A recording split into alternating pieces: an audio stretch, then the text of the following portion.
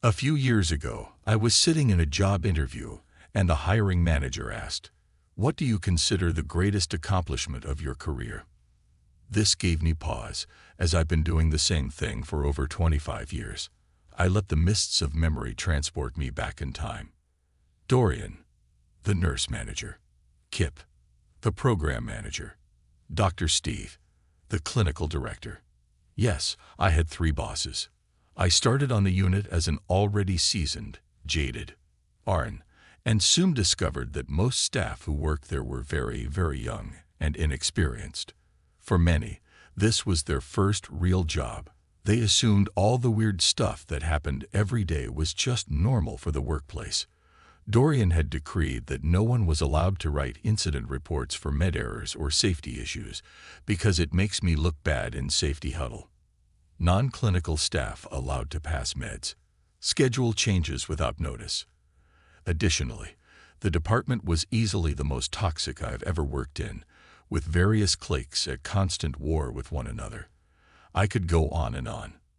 The troubles began one day when I opened my email to a message from Dorian, which stated very curtly that I was being investigated for an incident which had happened on the unit, that I was to meet with HR to discuss it, and for possibly disciplinary action. I was not to discuss the incident with anyone. No date was given, no medical record number, no indication what the issue could be. I replied that I would need the above information, would speak with my union rep, and meet at a time convenient for me. Dorian declined to give information. I declined to meet with him. I began receiving emails almost daily, each more threatening than the last. I printed them all. Contacted my sister, the employment attorney. Tried not to start shaking whenever I had to check my email.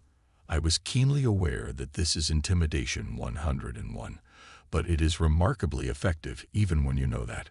Because I'm not a direction follower, I was soon discussing this in the break room, and before I knew it had been approached by 3 other women who had all received the same email on the same day. Comparison showed the emails being sent about a minute apart. We could not work the same shifts nor the same days. We agreed to call in the union rep and refused to meet with HR. Dorian continued to escalate, including cornering us in the hall, stepping in chest to chest, and trying to stare us down. He was a very big guy. Before long, we were speaking to more and more women, and it came to light that Dorian had a habit of targeting them with this exact email, followed by others that were more and more threatening until the person would finally meet with HR, get written up for something vague, and then be forced to sign a non-disclosure/no retaliation agreement. It seemed that he had simply picked the wrong 4 women this time because we were not having it. I can't tell you how much time at work began to be spent with people crying while recounting their stories. None had thought to call in the union rep. They did not even know their Weingarten rights. We began to plot. We had limited time, and our company has a long and unglamorous history of protecting people like this. Before long, the entire team was united against the common enemy. LGBT staff wrote up statements, backed with witnesses, of grossly homophobic comments, often in the presence of patients. Staff who were immigrants made statements about racial slurs.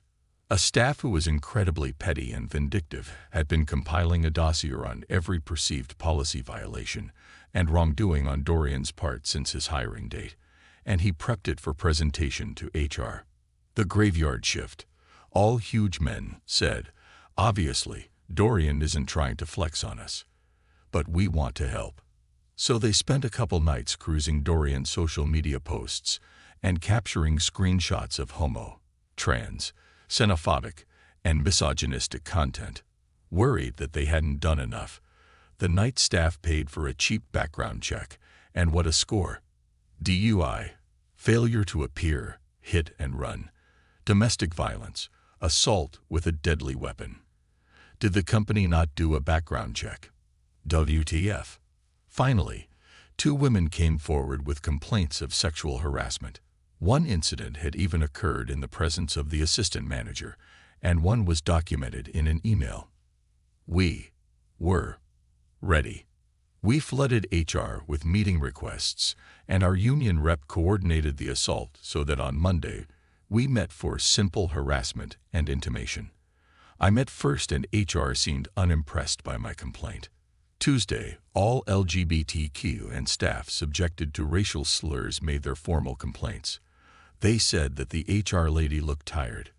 Wednesday started with the background check, moved into the minutiae of policy violation, and culminated with well-documented quid pro quo sexual harassment. The union rep informed HR that the union's attorney was eager to know how to proceed. HR assured her that would not be necessary.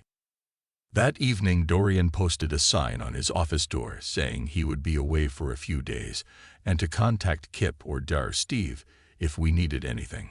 Graveyard Shift reported that over the weekend housekeeping came and removed everything from his office except his name tag, which the night staff took as a trophy. On Monday, a shift changed the CNO to UO, and HR met with the team and informed us that effective immediately Dorian was no longer employed by the hospital. We all sat silently and politely until they exited the unit, when a loud and spontaneous cheer went up. People were hugging each other and cry-laughing. High fives all around. Aftermath. To the best of my knowledge, Dorian never worked as an RN again. Frankly, I don't care. Kip was fired 3 days later for having been aware of all that was going on and turning a blind eye, and because apparently he'd been touching women on the unit for a couple years. I hadn't been aware of that, but it came out in the HR meetings. Dr. Steve was also fired for sexual harassment. The unit hired an old manager of mine who had a long and well-documented history of, you guessed it, sexual harassment. I quit within days of him being offered the job. The department's foray into getting along crumbled. Most of the staff have moved on to other jobs where they seem much happier. What do you consider the greatest accomplishment of your career? I sat up straight, smiled, and said, I took a very fractured team and brought them together to achieve a common goal. I like to think I'm really good at team building.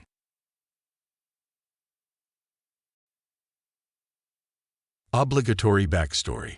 Many of you have probably heard of families with strong hierarchy structure, normally with the eldest in the family having the most influence. My family is one of them, except that my parents are drug addicts, deadbeats, so my eldest sister, 31F, our entitled mother, raised all 5 of us. She is the boss of the family. She says jump, everyone says how high. The focal point of the story is my youngest sister, 20F, who I'll call little sister. Most of us have a handful or at least a couple of memories with our mother before she lost her shit, except for little sister. For her, entitled mother is the only mum she ever had, and entitled mother knows how to take advantage of that. All of us noped out of our parents' house as soon as we turned 18, except for entitled mother who waited until little sister and our brother were raised and in their mid-teens to move across the country, and soon found jobs and accommodations for all of us to move to the same state as her. Little sister begged for years to move in with her, but entitled mother always denied, saying that somebody had to take care of our father, and because she and her new husband needed privacy and space. That was until entitled mother got pregnant. She got little sister to move in with her, and she has been there for the past 2.5 years, helping out.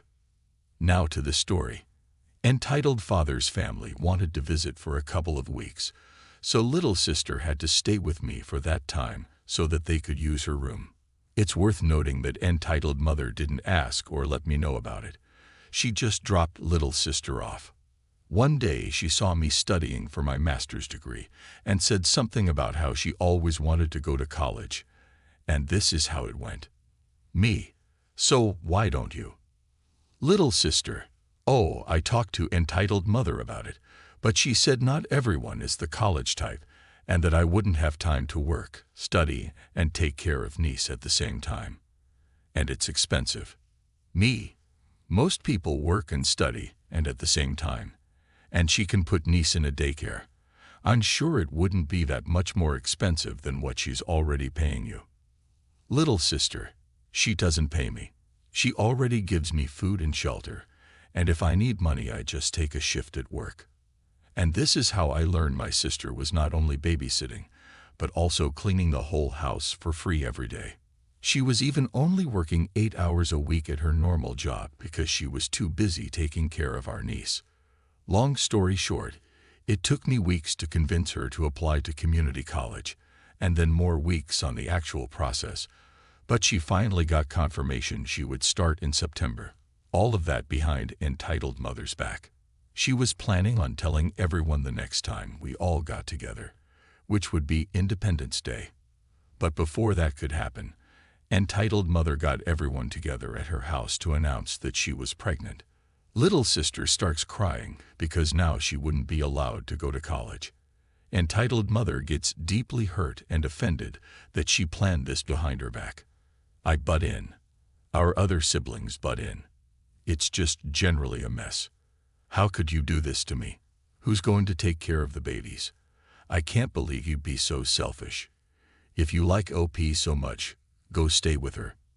These were all some of the things she said. She kicked me and little sister out, who stayed with me until they made peace. Both of our siblings reached out, one to say that I should have minded my own business, and other to tell me she was on my side but wouldn't say anything. After that, little sister moved back with her and didn't go to college. But they agreed she would get paid $6 an hour and be allowed to take more shifts at her job until the baby is born, and then go to real college after the child turns 1 year old. I know it's messed up, but all of them, especially little sister, worship entitled mother like a god. I waited a year to act on my revenge, making sure my sister had saved enough money to live on her own. The revenge. First, what I did was research the legality of paying a homeless person in food and shelter. In the U.S., and depending on the state, it's legal as long as you do not cross the line, and the person becomes an employee. For example, you can give the person a list of tasks you want done. However, you cannot say that it has to be done in a certain amount of time. You also cannot request someone to be somewhere at a certain time. You can ask, but not demand on the time. It comes down to a choice of words. Also, you have to comply with rental laws. If your local laws say that you must give 30 days notice to a tenant, then you must give 30 days notice to this person as well. I had proof of all of the situation, several screenshots of entitled mother admitting not paying and not allowing little sister to move out/get a job, and also admitting to kicking her out whenever she wanted. All this technicality seemed worthless since no one would sue her, but that didn't matter. I just wanted to make sure that her boss knew that if she were to be sued, it would be a sure case. Entitled mother works for a civil rights attorney's office, so discovering she has a literal modern-day slave would probably get her fired. I could have just created a burner email and sent it all to her boss, but then they would explain to her why she's getting fired, and that would get me and little sister in trouble. So what did I do? Entitled mother was always complaining about one of the bosses on her job that hated her and had tried to get her fired for ages. I went to the company site, found the woman. Thankfully, she was the only Ashley that worked there. Found her on Instagram and Facebook. There she had a post tagging her yoga studio. Went to said studio and created my membership. It took a few weeks of trial and error trying to find exactly what class Ashley belonged to, but I finally found her. Then I went to yoga class every Tuesday and Friday at 8 a.m. for months, slowly building a friendship with her. Around 3 months in, she asked to follow me on Instagram, and I was already prepared for this scenario, having deleted the few pictures I had with entitled mother. After 9 months, when our friendship was a strong baby, I brought up the crazy coincidence that I found out she worked with entitled mother. Before things could get awkward, I said, "It's ironic that she works for civil rights, considering, everything." That got Ashley's attention. I told her everything. Showed every screenshot. I could practically see her eyes shining. They had their own history that is not important to the story. All you need to know is, entitled mother is a bitch. Ashley wants revenge as much as I do. I told her about little sister's situation and why entitled mother couldn't ever know about this. This is why being friends with Ashley was so important. If I had just sent them the proof and explained the situation, they would have probably just ignored it.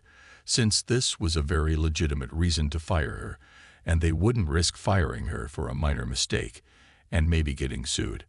I sent her the files with her promise that entitled mother wouldn't hear about this, but she needed it to convince the other owner, who was the reason why she wasn't fired yet. 2 months later, entitled mother was fired for minor mistakes, lateness, and general bad productivity. Small victory, sure, but I loved coming to visit her during the 4 months she was unemployed. She was looking so tired and miserable all the time since she had no money to pay for a babysitter, and little sister is away at college, so she actually had to take care of her children. Moral of the story: check on your siblings. They might be living in a modern slavery arrangement. I worked for a company for just under 5 years. The company I worked for existed for an additional 10 years prior to me. While I worked at this company, it ballooned to be the #1 provider in the region for its unique service, with about 75% of the market. It was a small business of about 15 employees. I loved my job, and the skills I learned while working there were quite valuable. I loved my team and the clients we provided services for. My twice-yearly reviews with the owner were always 10/10 with no recommendations for improvement. I was exceptional at my job in every way. I handled company operations, HR/payroll, customer service, marketing, employee management, schedules, employee and client training, and many other things at this company. I was also able to step in and do any of my teammates' jobs if they were out sick or on vacation. The owner of the company was giving out a bonus late summer last year, and mine, while being more than previous years, was notably less than my teammates. I asked owner, "Are the bonuses related to performance? And if so, what could I have done to earn more?" Owner replied, "The bonuses are not performance related. You are just more replaceable than the others." "Oh, okay," I replied, and I proceeded to process each of the bonuses, then went to lunch. I called my spouse to gain wisdom and advice. I was pretty lit but didn't want to make a rash decision. My spouse is very intelligent, and while they are not a fortune teller, they have an ability to foresee various responses and all the potential outcomes. They are business-wise and have been on the executive team of a large company for the past 21 years, while also serving on several community boards and business advisory boards. We decided together to continue forward with our scheduled vacation and use the time away to calm our minds, relax, have fun, and to also determine the best course of action for me. We were leaving after working one more day, so I worked like all was normal the rest of the day and the following day, then left on vacation. While away, we discussed several scenarios, the potential outcomes, consulted with a business advisor and a business attorney. With all the advice I received, I determined that upon my return from vacation, I would resign from my role with a 2-week notice. However, in a fit of rage, I was immediately terminated by owner, which was one of the scenarios we thought would happen, so I was prepared for owner's poor reaction. During the next couple weeks, I created and opened a competing business offering similar services. However, I offered more customizable options with higher quality service and results. I knew our clients wanted these options and had proposed said options several times at old workplace, but was never green-lighted to implement the changes for no reason other than owner didn't come up with the idea, so it was a stupid idea. I also maintained communications with a few people from my old team. My old team did not relay the day-to-day happenings at my previous workplace, and I never asked about the company. However, they would vent to me on occasion. I would listen without comment. I knew service, quality, and the work environment in general suffered since my departure. Morale went down and clients were less satisfied. I also read the Google and Facebook reviews for old company. Yikes. Additionally, 2 full-time and 1 part-time persons were hired to fill my role, and a portion of my responsibilities, like HR and payroll, were filled by outside companies. I quickly built up my business, and within 3 months was able to hire several of my old teammates. They were able to jump in on day 1 with minimal training, as they were the best employees at my old workplace. The quality of previous workplaces' offerings continued to fall, which sent additional business my way and quickly caused incoming work to be non-existent at old workplace. My old workplace went from being the #1 provider of unique service in the region to nothing in a matter of months. My previous employer is now searching for gainful employment.